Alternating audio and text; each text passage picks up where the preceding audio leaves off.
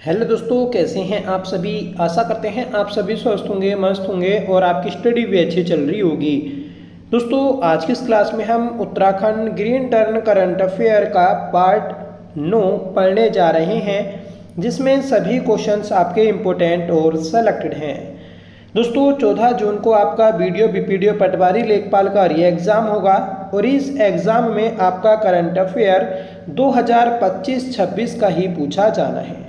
तो 2025-26 का current affair हम अपनी ग्रीन टर्न बुक 2026 से कंप्लीट कर रहे हैं। हमने जो पीछे पार्ट किए हैं, अगर आपने वह सभी पार्ट नहीं देखे तो आप प्लीज़ उन्हें प्लेलिस्ट में जाकर देख सकते हैं, क्योंकि ये सीरीज़ आपके एग्ज़ाम के पॉइंट ऑफ व्यू से मोस्ट इम्पोर्टेंट है। तो चलिए शुरू कर लेते हैं आज के अपनी इस क्लास को, जिसका पहला क्वेश्चन है, बताना है उत्तराखंड का पहला साइंस रेडियो स्टेशन कहाँ स्थापित किया गया है। सही आंसर हो जाएगा ऑप्शन सी, राज्य विज्ञान एवं प्रौद्योगिकी परिषद यूकास्ट में। तो यूकास्ट में दोस्तों उत्तराखंड का पहला साइंस रेडियो स्टेशन स्थापित किया गया है। उत्तराखंड राज्य विज्ञान एवं प्रौद्योगिकी परिषद यूकास्ट देहरादून में प्रदेश का पहला साइंस कम्युनिटी रेडियो स्टेशन बनकर तैयार हो गया है। रेडियो सुनने के शौकीन जैसे ही अपने रेडियो सेट पर 88.8 मेगाहर्ट्ज पर ट्यून करेंगे, उन्हें देश प्रदेश के वैज्ञानिक सीधे रूबरू होंगे। यह रेडियो स्टेशन विज्ञान को आम जनता से जोड़ने और जागरूकता फैलाने का एक महत्वपूर्ण माध्यम बनेगा। इसका मुख्य उद्देश्य विज्ञान किस तरह से आम जन के जीवन को सरल बना रहा है, उसे सहज भाषा में समझाना है। तो याद रखिएगा इस रेडियो स्टेशन का उद्देश्य क्या है। आगे बढ़ेंगे कि उत्तराखंड गौरव सम्मान 2025 से कितने व्यक्तियों को सम्मानित किया गया है। तो उत्तराखंड गौरव सम्मान 2025 से उत्तराखंड के 8 व्यक्तियों को सम्मानित किया गया।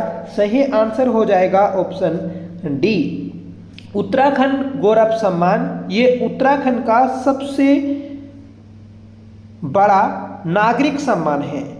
याद रखिएगा, इम्पोर्टेंट है। इसकी शुरुआत 2021 में हुई थी और 2022 में यह पहली बार दिए गए थे 5 व्यक्तियों को। इस बार दोस्तों टॉम आल्टर, तीलू रुतेली, सलेश मटियानी, गोरा देवी, जसपाल राणा, खड़क सिंह बाल्दिया, देव रतोड़ी और सुशीला बलूनी को दिया गया है। तो याद रखें, इम्पोर्टेंट है। ऐसे ही प्रश्न दोस्तों आपके पेपर में पूछे जाने हैं। आगे बढ़ेंगे कि इंद्रमणि वडोनी स्मृति सम्मान 2025 से किसे सम्मानित किया गया। देखिए, इंद्रमणि वडोनी स्मृति सम्मान 2025 से सम्मानित किया गया है आपका ऑप्शन सी, विजय जरदारी को। तो विजय जरदारी को दोस्तों इंद्रमणि वडोनी स्मृति सम्मान 2025 से सम्मानित किया गया है। देखिए, इंद्रमणि वडोनी सम्मान ये आपका कब शुरू हुआ था। तो 2023 में शुरू हुआ था।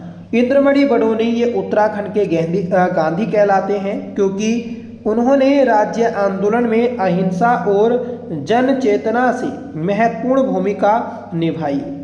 ठीक है, इंद्रमणि वडोनी चैरिटेबल ट्रस्ट और इंद्रमणि वडोनी कला एवं साहित्य मंच द्वारा यह पुरस्कार दिया जाता है। और 18 अगस्त को दोस्तों इंद्रमणि वडोनी की पुण्यतिथि होती है और उसी के अवसर पर दोस्तों देहरादून में एक आयोजन हुआ था, जिसमें यह पुरस्कार दिया गया। 2023 में पहली बार दोस्तों शिवाजिनी जी को दिया गया था, जो कि एक पारंपरिक ढोल वादन से संबंधित है। 2024 में दूसरी बार यह पुरस्कार दोस्तों नरेंद्र सिंह नेगी को दिया गया था, जो कि लोकगीत संस्कृति संरक्षण से संबंधित है। 2025 में तीसरा पुरस्कार ये विजय जरदारी जी को दिया गया, जैव विविधता, बीज आंदोलन और ग्रामीण अधिकार से संबंधित है।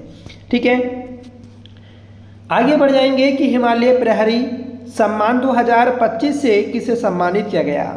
देखिए हिमालय प्रहरी सम्मान 2025 से सम्मानित किया गया है आपका दीक्षा बिष्ट और घनश्याम रतुड़ी सैलानी को। तो इन दोनों को 2025 का दोस्तों यह पुरस्कार दिया गया है।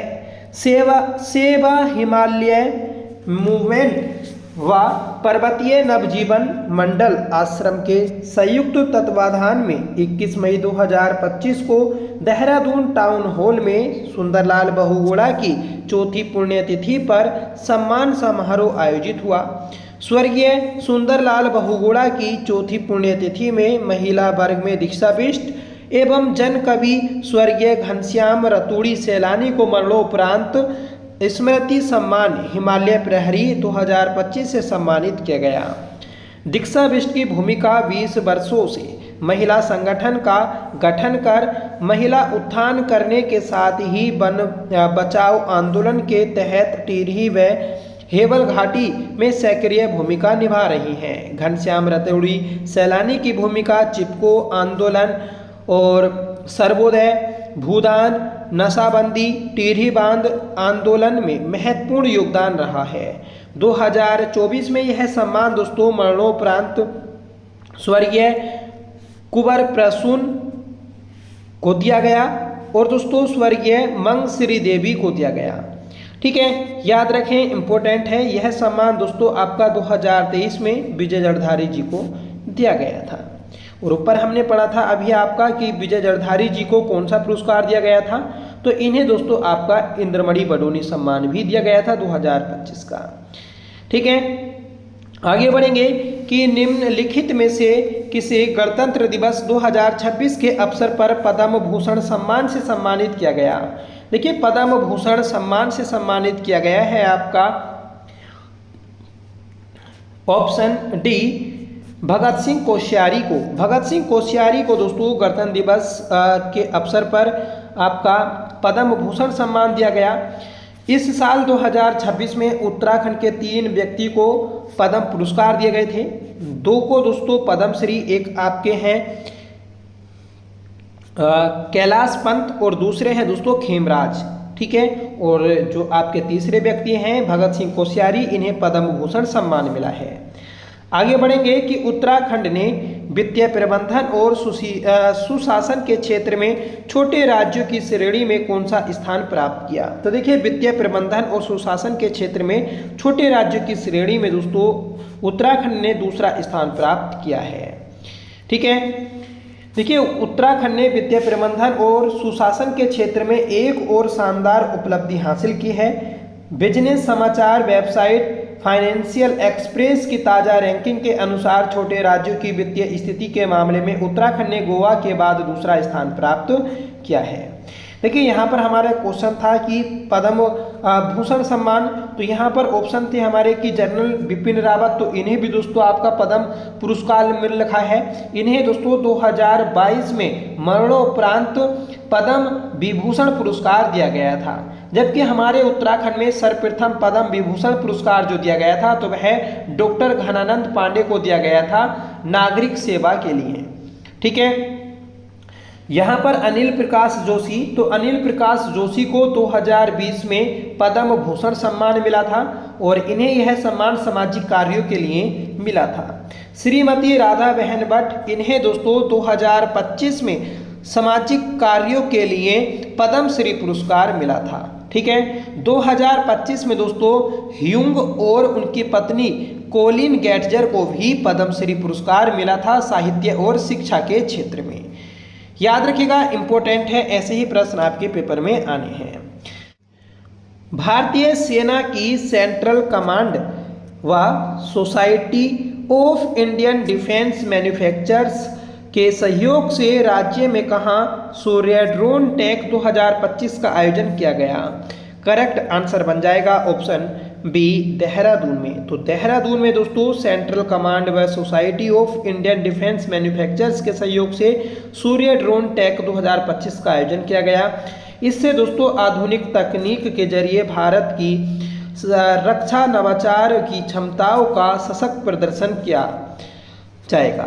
ठीक है, किया गया मतलब यहाँ पर जो है आपकी जो उत्तराखंड की एक क्षमता है या फिर हमारे देश की जो क्षमता है एक नवाचार को लेकर, ठीक है, या फिर तकनीक को लेकर, तो यहाँ पर दोस्तों उसका प्रदर्शन किया गया था। आगे बढ़ेंगे कि किस साहित्यकार को नरेंद्र सिंह नेगी संस्कृति सम्मान 2025 से सम्मानित किया गया। तो दोस्तों संतराम हरनोट को यह सम्मान दिया गया। याद रखिएगा, इंपॉर्टेंट है। ठीक है, देखिए यहाँ पर एक हमारा छोटा सा और इम्पोर्टेंट टॉपिक है, एक जिला दो उत्पाद, वन डिस्ट्रिक्ट टू प्रोडक्ट्स। यहाँ से प्रश्न दोस्तों पूछे ही जाते हैं।